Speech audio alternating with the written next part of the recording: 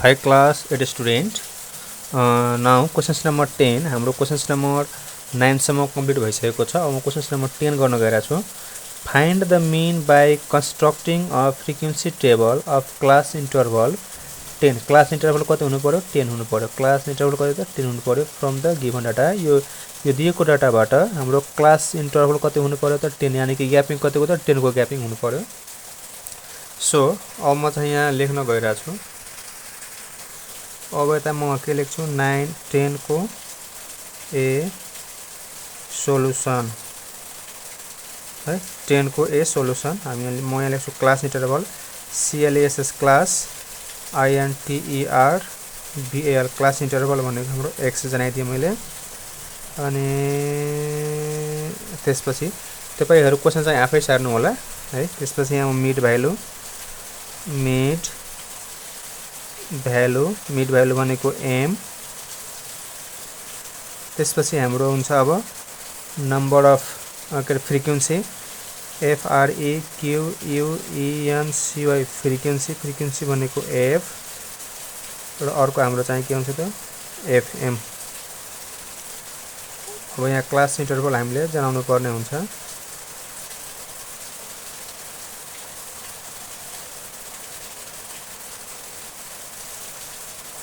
अब यसरी गर्दियौ।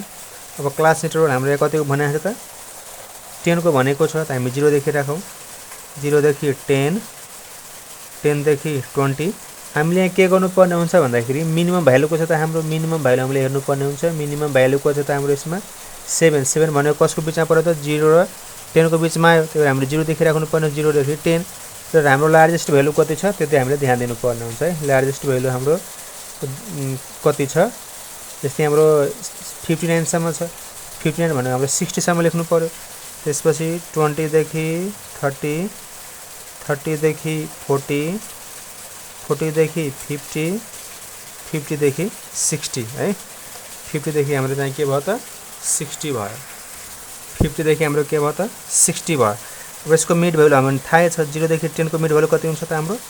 5 हो। 0 र 10 जोड्नु भने 10 हुन्छ। 10 लाई 2 ले डिभाइड गर्नु भने कति हुन्छ 5। अब हेर्नुस् त डिफरेन्स कतिको छ 10 को त यसमा हामी सबैमा 10 जोड्देऊ। 5 मा 10 जोड्नु कति हुन्छ 15, 15 मा 10 जोड्नु कति हुन्छ 25, 25 मा 10 जोड्नु कति हुन्छ 35, 35 मा 10 जोड्नु कति हुन्छ 45, 45 मा 10 जोड्नु कति हुन्छ 55।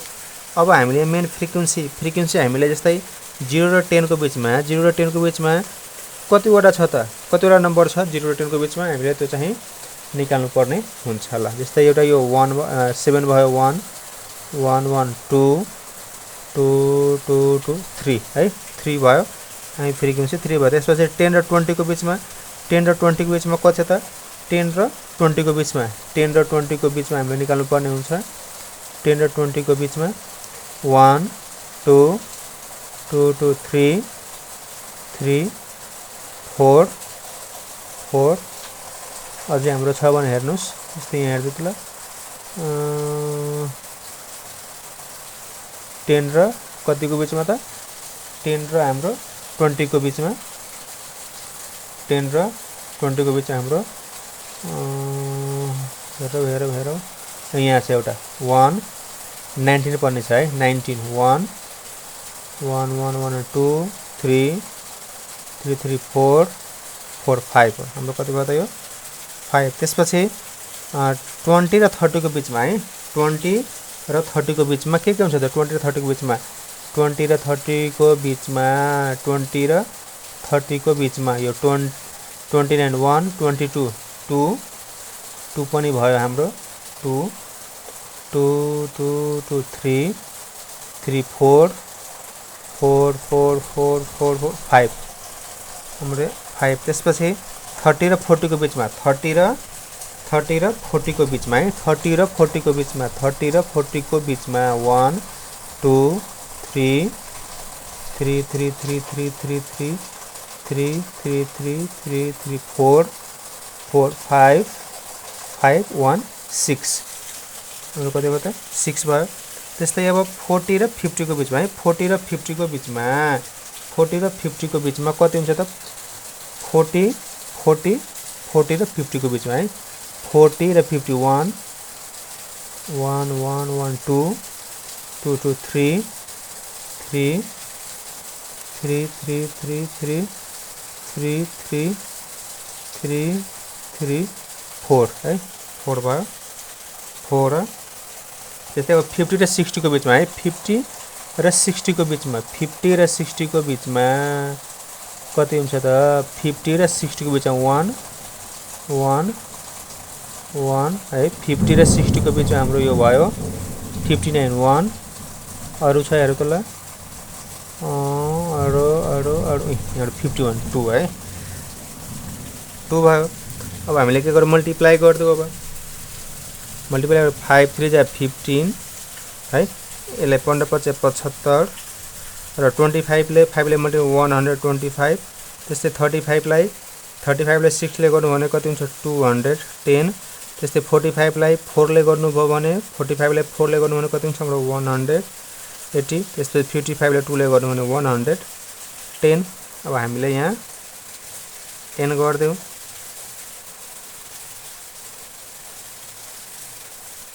सो n इक्वल टु यो सबै जोडौ है यो सबै जोडौ त कति हुन्छ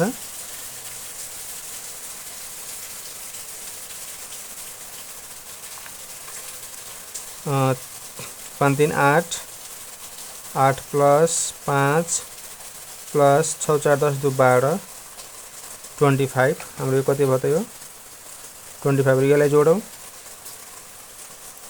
15 plus 75 plus 125 plus 210 plus 180 plus 110 715 sigma fm equal to 715 अब डिवाइड गर्दाखेरि अब हामी के गरौ now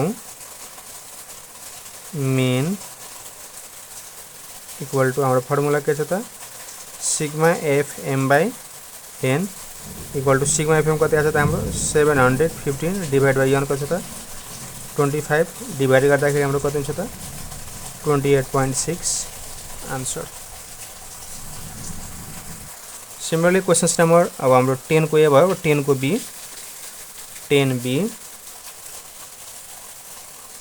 10b solution calculation calculation of mean अलिकति म फराकिलो गर्छु अब यहाँ पनि लेख्छु क्लास इन्टरभल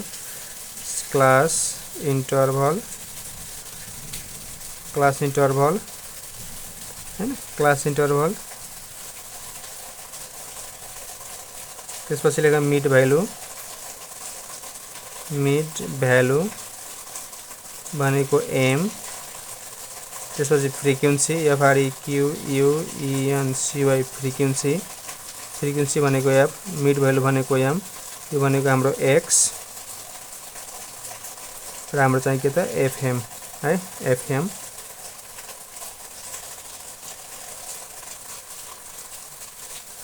अनि यसरी ब्लक गर्दियौ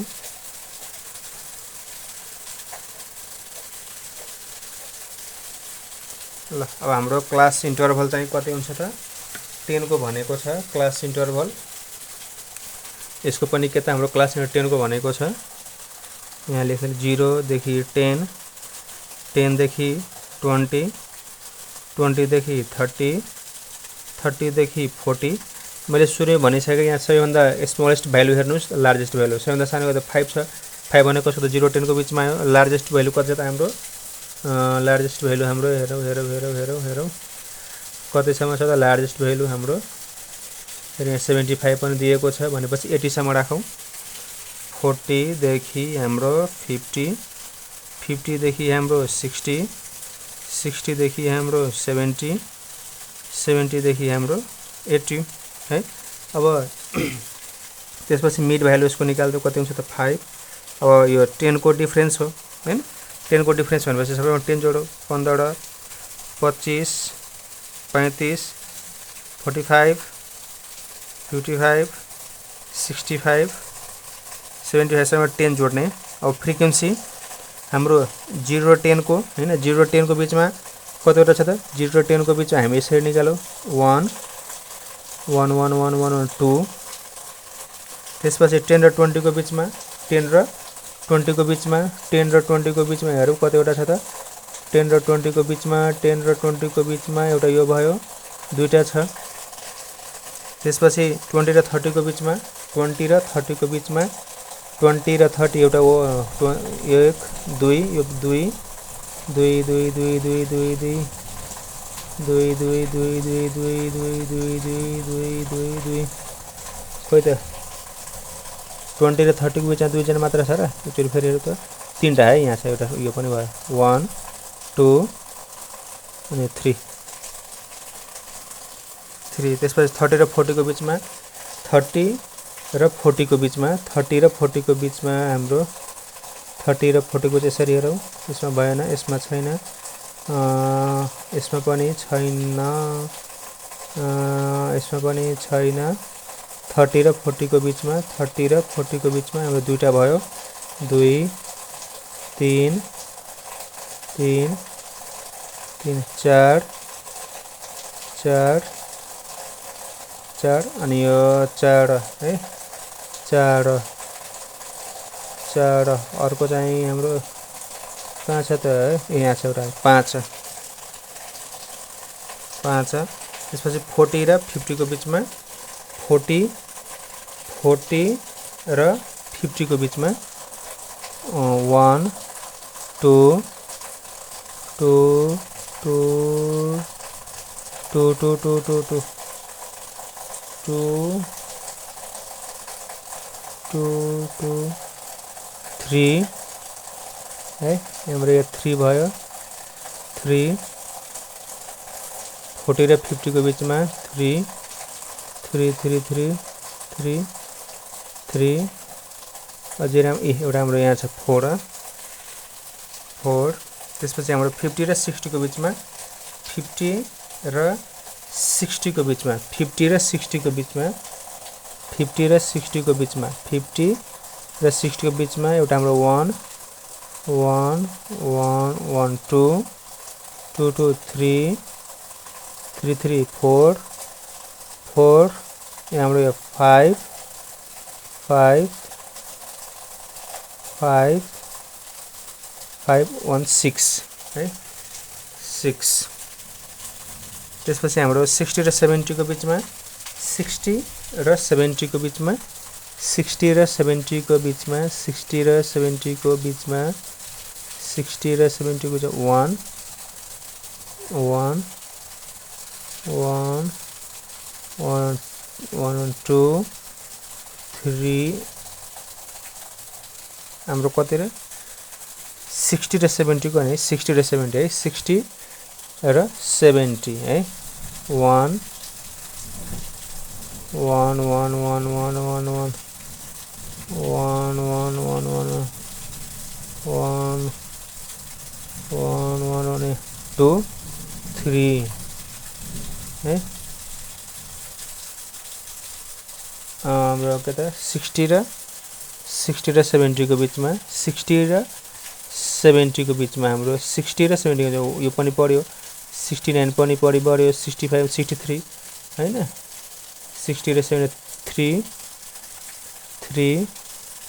3 र एउटा हाम्रो यहाँ के थियो त 3 3 3 3 हाम्रो तिनटा त भरिसक्यो है 60 र 70 को बीचमा 3 4 4 4 4 4 4 4 4 अर्को के छ हाम्रो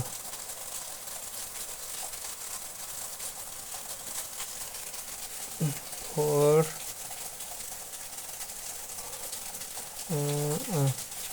5 है 5 त्यसपछि हाम्रो 70 र 80 को बीचमा 70 र 80 को बीचमा 70 र 80 को बीचमा 70 र 80 को बीचमा 1 1 1 2 3 3 अहिले मल्टिप्लाई गरौँ यो सबैलाई यहाँले मल्टिप्लाई गरौँ 5 दूना 10 30 25 तिया 75 अनि यसलाई गरौँ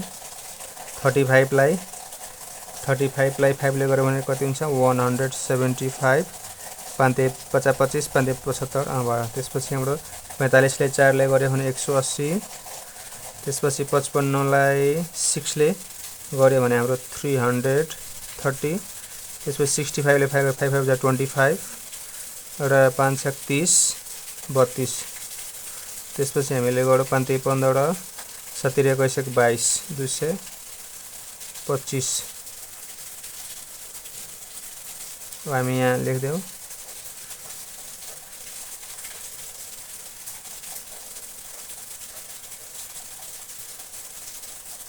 n इक्वल टू यो सबै जोडौं